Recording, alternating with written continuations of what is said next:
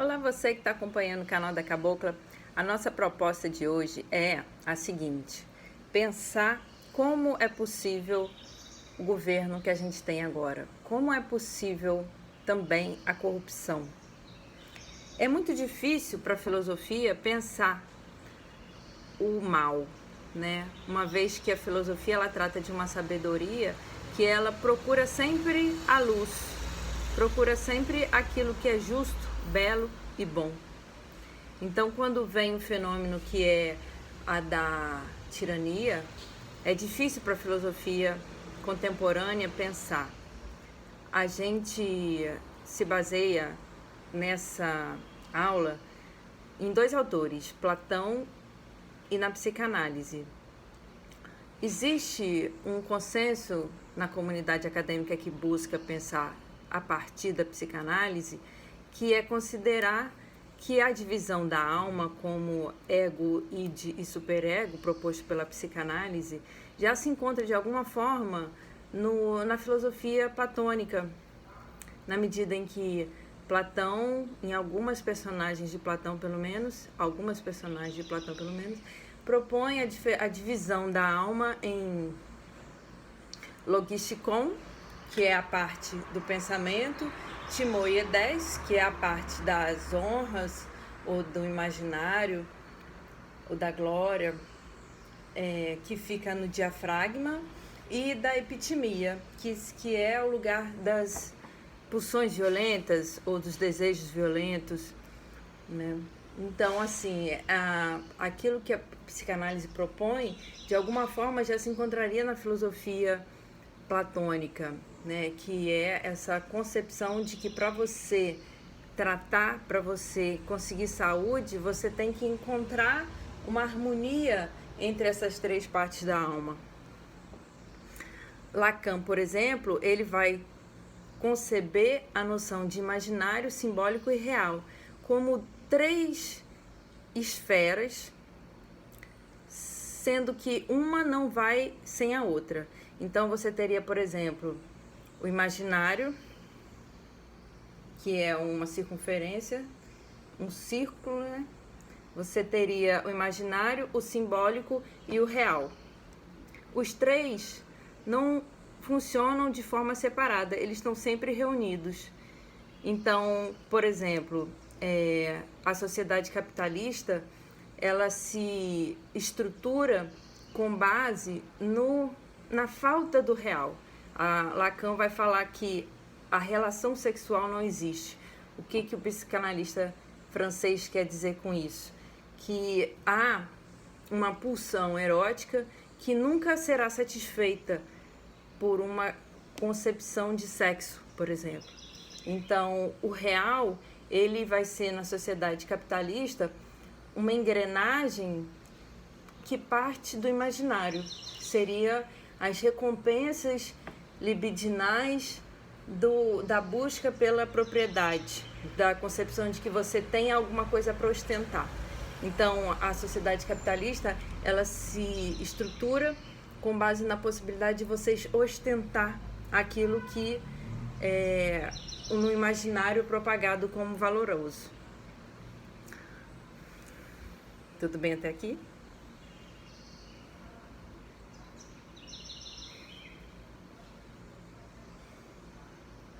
Bom, o que acontece é que se a sociedade capitalista ela funciona com base nesse real, que é o fetiche, segundo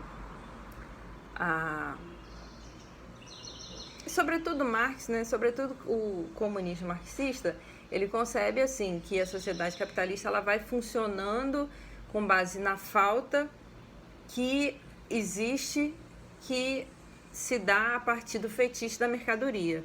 Então de repente você sente que precisa comprar uma coisa que na verdade você não precisa. E aí todo mundo sente que precisa comprar alguma coisa que na verdade não precisa, e a máquina do capitalismo está montada assim, com base no fetiche da mercadoria e na inveja que alguns, possuindo aquilo que a maioria não tem, é capaz de gerar.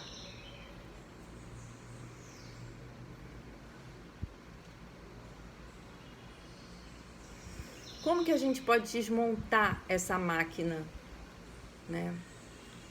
De alguma forma, todas as religiões, elas lidam com isso, né, da sua forma. A gente tem, por exemplo, o protestantismo, que aceita e valoriza a competição capitalista. Por outro lado, a gente tem o catolicismo, que habitualmente condena a sanha pelo capitalismo, a sanha do capitalismo. Então, essas duas religiões acabam se opondo no âmbito da condenação ou do elogio do enriquecimento. O interessante que a gente tem a trazer aqui hoje é que essa concepção de fetiche como engrenagem do capitalismo, ele não é muito difícil de compreender, um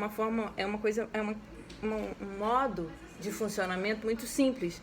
Então, e que tende ao fracasso, né? Porque o real falta, só que ele nunca é satisfeito por essa lógica da ostentação. Na medida em que você não consegue cuidar, né?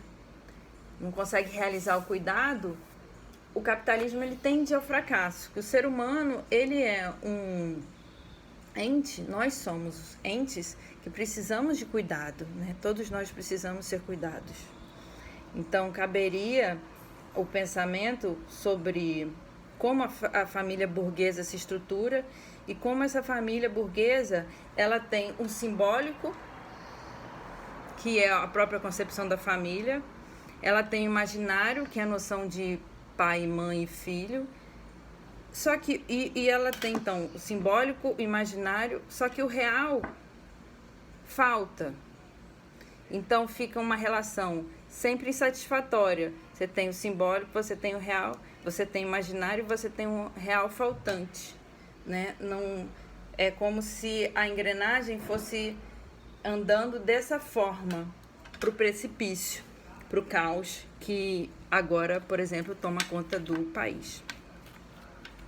Então, a gente concebe que essa engrenagem do capitalismo é muito difícil de ser combatida, porque ela tende a ser autônoma, né? Ela tende a ser autônoma. Se o real do sexo existisse, o capitalismo funcionaria perfeitamente, né? Você teria essa estrutura bem armada e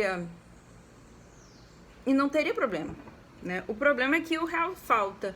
Então é sempre insatisfatório, é sempre cambiando para uma lógica entre a falta de cuidado e a expulsão da diferença, né? A criança, que ela é diferente na família burguesa, ela tende a ser expulsa.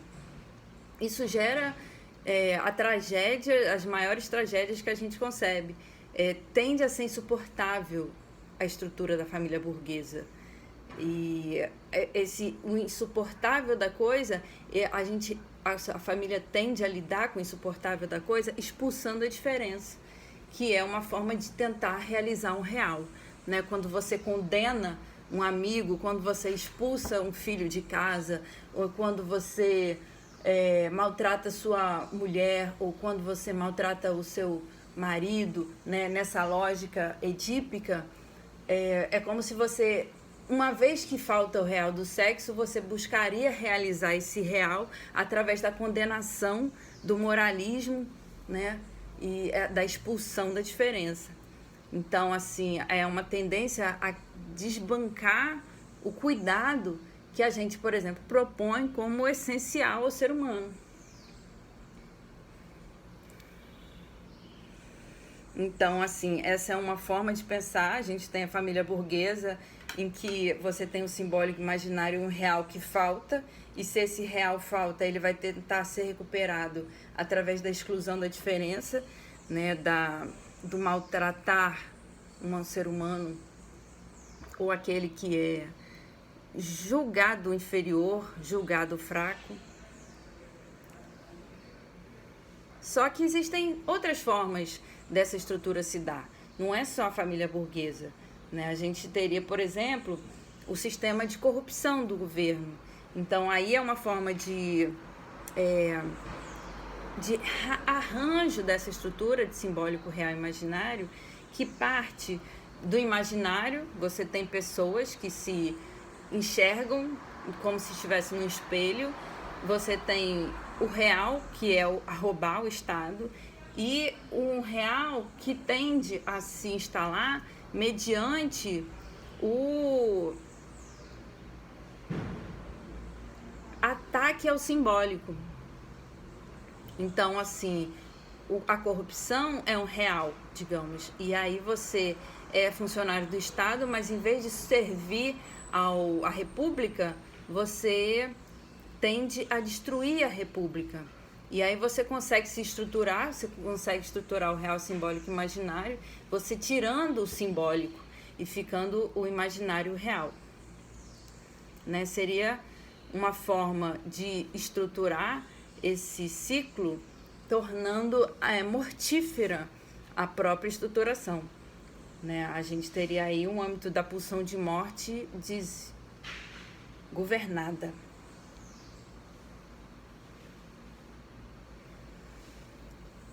Bom, a orientação da ética, né? Assim, você tem até a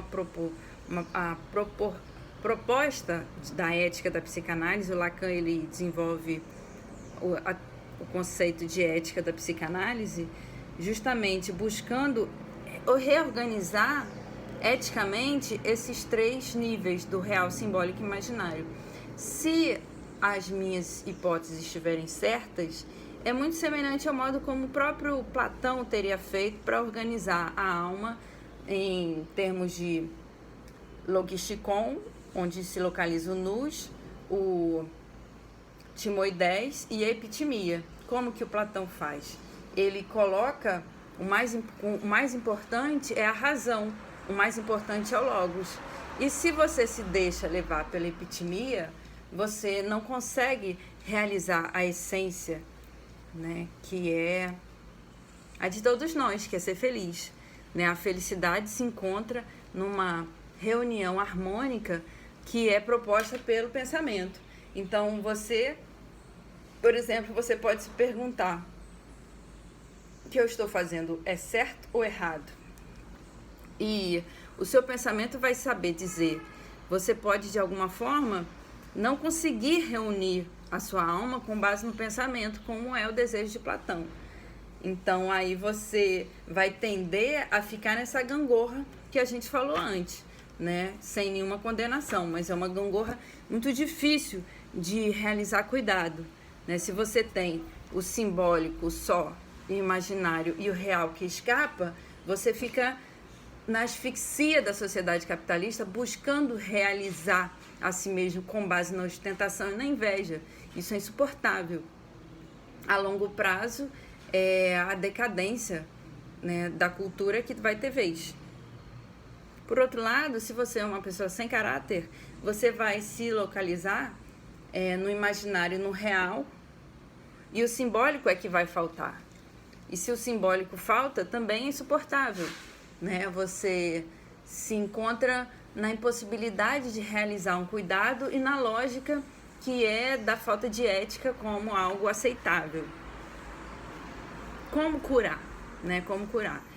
Bom, se Platão propõe o pensamento como lugar de acontecimento da ética, a psicanálise vai estar sempre buscando ouvir o real, né? O que é esse real? Se não tem um real do sexo, o que causa o sujeito? O que causa o advento do sujeito?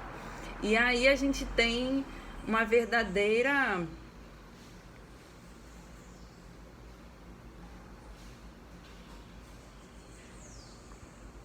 como se a gente fala, é um pulo do gato, porque o real, ele vai considerar, vou até usar aqui o real para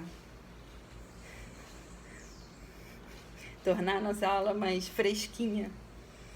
O que acontece é que o real, ele vai se dar como enigma, né? Como que você realiza o real?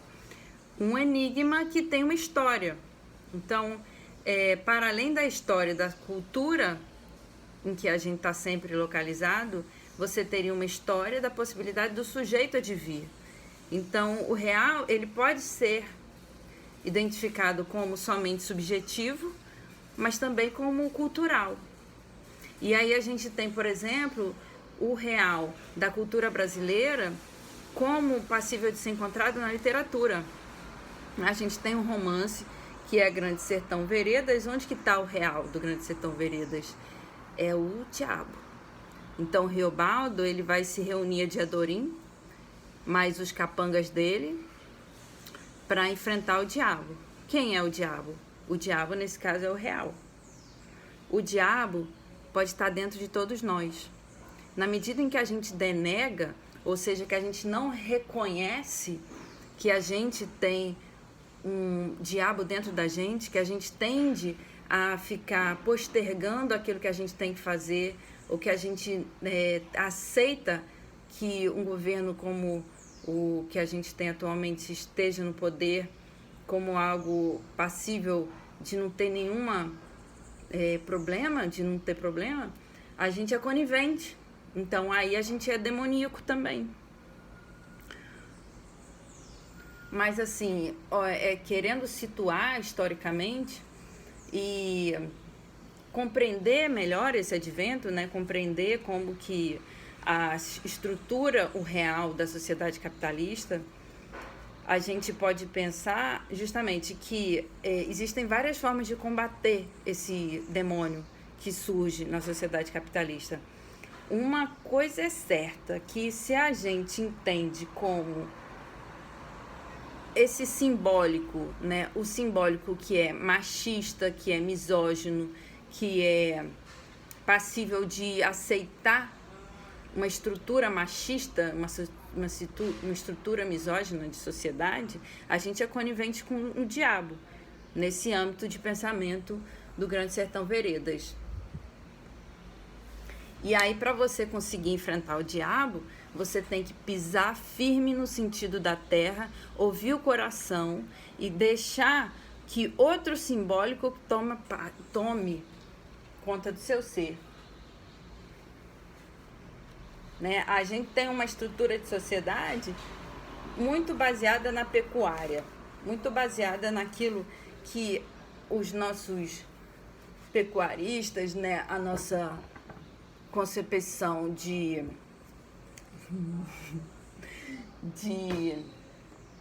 que vem da terra, né? O que a terra dá em termos de fazenda, né? Fazenda de agronegócio. E aí você tem uma polêmica, porque eu não acho que o dono de fazenda seja de todo endemoniado. Você tem alguns poucos endemoniados. A maioria é fiel à palavra divina, é fiel à palavra de Deus. O que acontece que a gente tem essa sanha, essa ganância tão grande que leva aos incêndios nas florestas? Bom, a ideia é que você tem essa gangorra, né? Essa dificuldade de relacionar o simbólico, o real e o imaginário. E essa tendência do real se estruturar com base na expulsão da diferença. Então, assim, é muito simples pensar isso num romance como o São Bernardo, do Graciliano Ramos. No São Bernardo a gente tem como é que chama? Honório. É um fazendeiro, dono de fazenda, que veio da pobreza e ele trabalhou todos os dias, dia e noite, para conseguir cuidar da fazenda que ele conseguiu comprar, com muita ética, muita determinação, pagando pouco, mas pagando seus funcionários. Ele não era escravocrata, e ele se casa com uma sinhazinha que é comunista.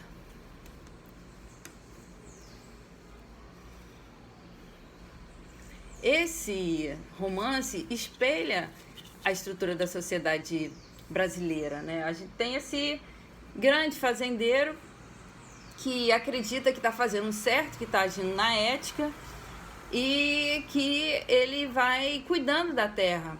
E que está errada é a mulher dele, que é comunista e que quer fazer justiça, mas na verdade quer entregar a fazenda aos pobres que são salariados, são assalariados, né? Ela quer que a fazenda não seja de uma pessoa só, mas a fazenda seja de todos, com uma forma de reforma agrária.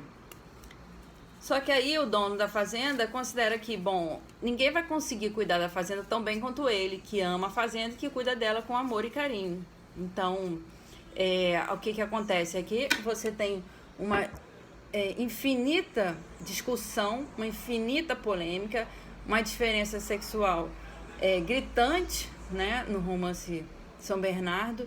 Nunca que eles conseguem se reunir, né, o dono da fazenda é a mulher termina cometendo suicídio e a fazenda São Bernardo vai chegar à falência. Então, com base nessa dificuldade de entendimento, a fazenda perde toda a sua luz, né? Perde o sentido, digamos assim. Então, de alguma forma, esse romance ele espelha essa dificuldade de estruturação da família burguesa, que você não tem. Agora o real virou meu pregador de cabelo. Você não tem o real, você tem o simbólico imaginário, e na ausência do real, esse real advém no suicídio da protagonista.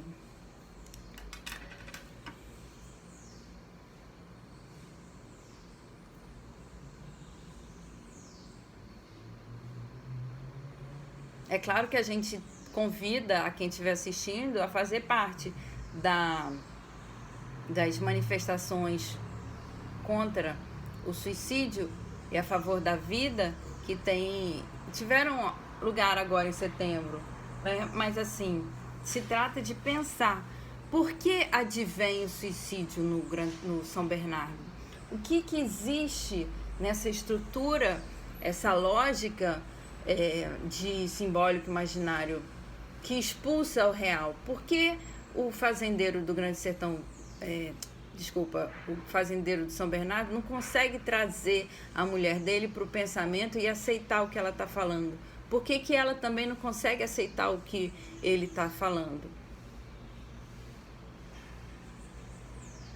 Bom, de certa forma, o romance ele não quer ter a resposta, né? Ele quer evidenciar a chaga, ele quer evidenciar a doença e mostrar que é difícil o tratamento.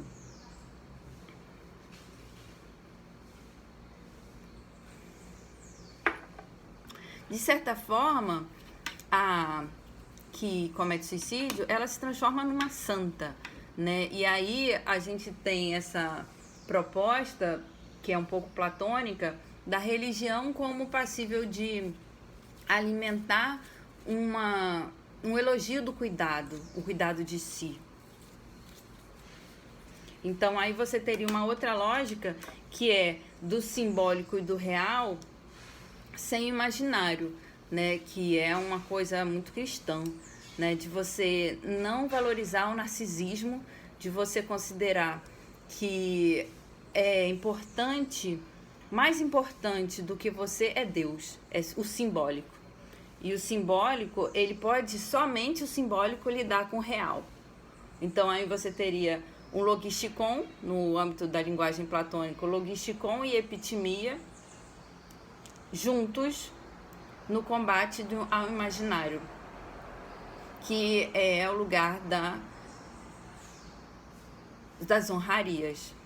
Então, assim, essa fora-oclusão do imaginário, é claro que a noção de imaginário é muito difícil da gente colocar, porque não se trata só da produção de imagens. O imaginário em Lacan, ele traz como primeiro exemplo o estado de espelho, que é quando a criança ela se olha no espelho, ela se reconhece. Então, essa é uma das primeiras experiências que acontece já com os 6 meses, que a criança ela olha no espelho e ela se reconhece. Só que para ela olhar-se no espelho, já teve um âmbito de abertura para a linguagem, né? A criança ela não parte do espelho como uma coisa em si, ela parte de uma linguagem e da possibilidade de se reconhecer aberta na linguagem. Então, assim, antes de ter o imaginário, você tem uma produção imaginária que se estrutura numa linguagem, num logos. Então, aí você teria uma forma de reunir o simbólico real e imaginário, que é considerar o imaginário como uma produção simbólica também. O simbólico, ele é, antes de tudo, a palavra que você endereça à criança, a palavra que você endereça ao outro, mas que tende, na sociedade em que a gente vive, a se confundir com a imagem das honrarias, a imagem do capitalismo, a imagem da ostentação, a imagem que leva à inveja. Então, assim, essa exclusão do imaginário, ou antes de uma proposta de que é preciso a gente partir do simbólico e do real para conseguir realizar para conseguir realizar o cuidado de si, é parte de muitas religiões, faz parte de muitas religiões. Quando a gente evoca um santo, quando a gente evoca um orixá, a gente não evoca a imagem desse orixá, a gente evoca o real desse orixá, né? A gente evoca a possibilidade dele cuidar de uma parte da gente que a gente não consegue controlar.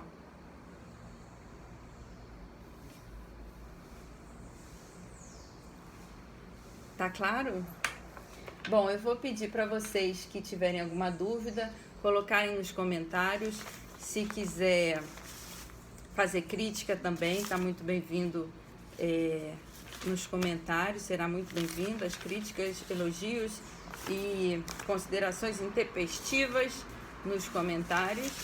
A gente se propôs a fazer umas aulas sobre o fetiche, e para terminar esse ciclo de aulas eu queria considerar exatamente isso, né, que o fetiche, ele é um problema para a sociedade capitalista ou não, né? Ele é, na verdade, a solução da sociedade capitalista. A sociedade capitalista, ela veio a se estruturar com base na possibilidade de saturar o simbólico real o simbólico imaginário com base no real que escapa, mas que se pretende conseguir realizar com base na ostentação. Aí o problema é que você tem a exclusão do cuidado de si. É muita coisa. Eu espero que eu não tenha falado muito rápido, que essa aula tenha sido mais ou menos compreensível.